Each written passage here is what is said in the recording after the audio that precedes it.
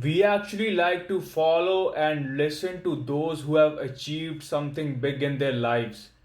The reason is our ego, because we want inspiration so that one day we can also make it big.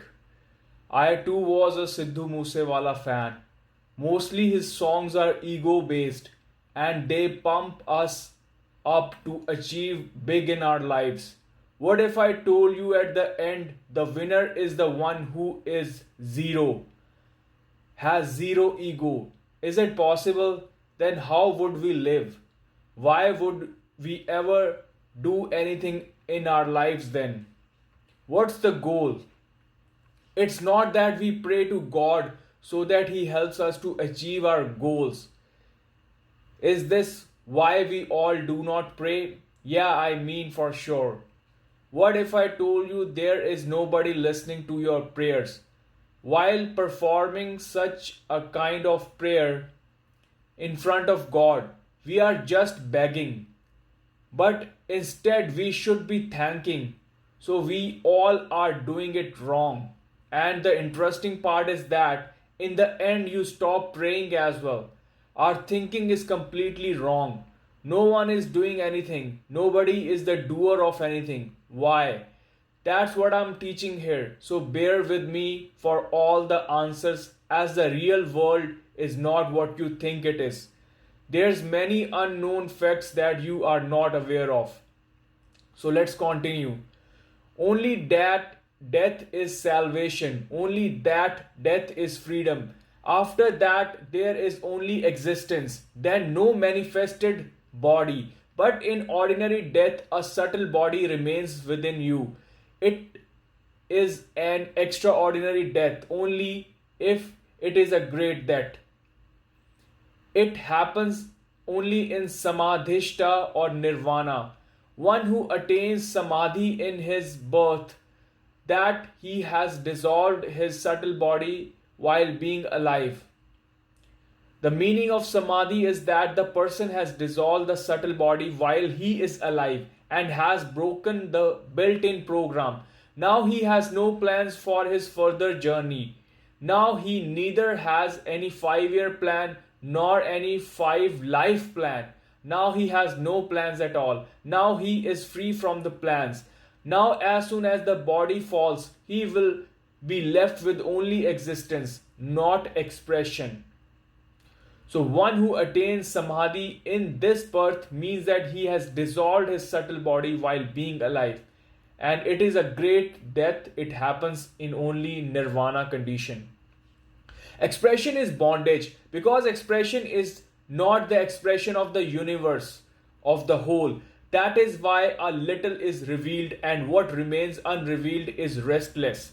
The yearning for freedom in our souls, the desire for liberation in our souls, is because the big is being manifested in small ways. Like chains, we are tied around a man's entire body, and only one finger was left open. He is shaking his finger. He is in trouble. He says, I want freedom because my whole body is stiff.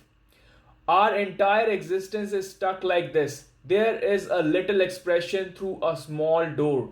That expression seems to be a bondage. That is our pain. We are struggling, but we can use this hesitation in two ways.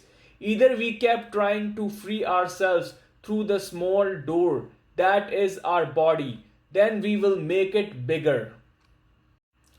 A man builds a big house.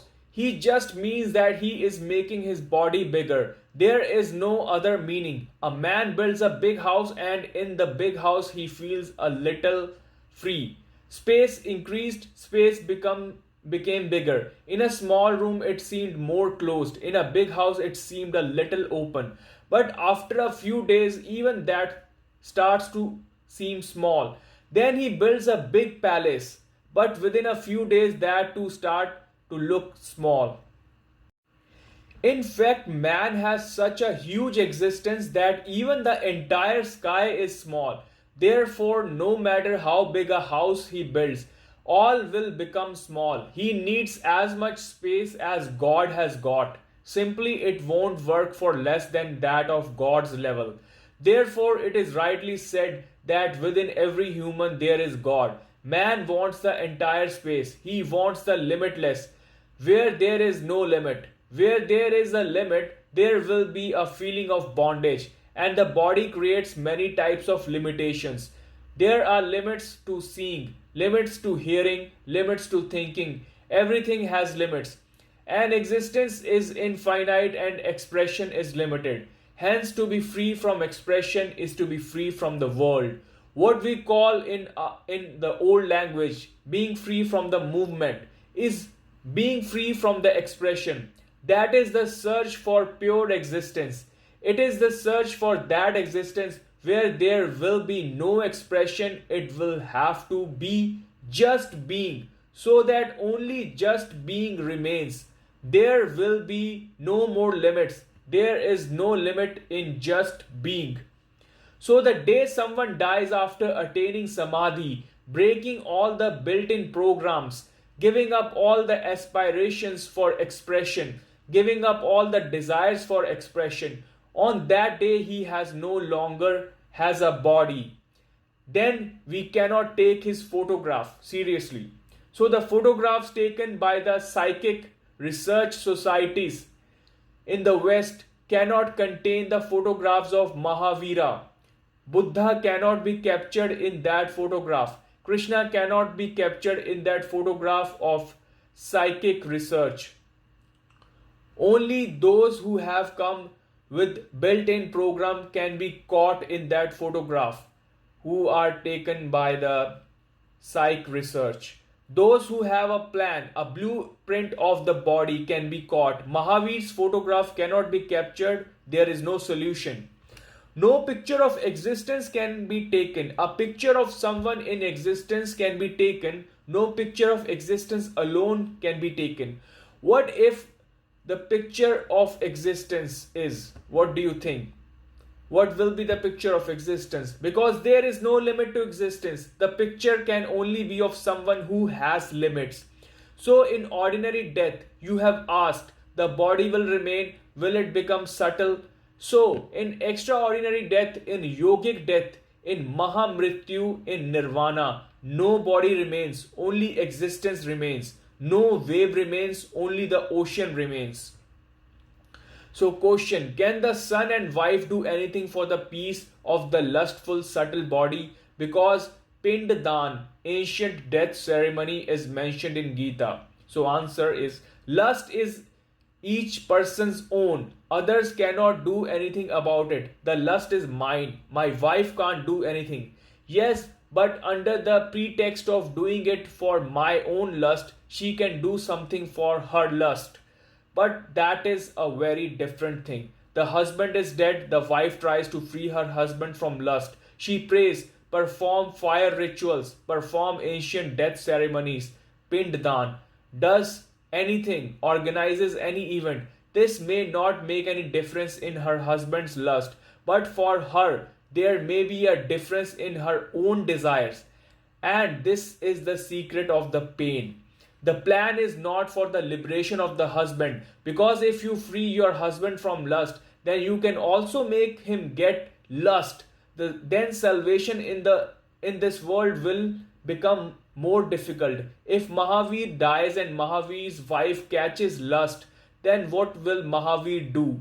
Because what we can free, we can also bind that. Then even freedom will become bondage. Then even liberation is impossible. No, but the secret is different. The secret is unique. That secret is not generally revealed. The secret is that the husband is dead. A wife cannot do anything for her husband, can't do anything while alive. It is very difficult to do after death.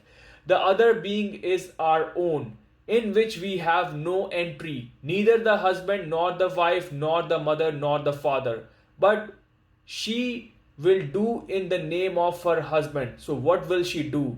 If she prays with the desire to liberate her husband from lust, then this prayer, this aspiration, this desire for freedom from lust will make her own lust disappear. So the thing is, even if she prays with the desire to liberate her husband from lust, then this prayer is no use, But what she will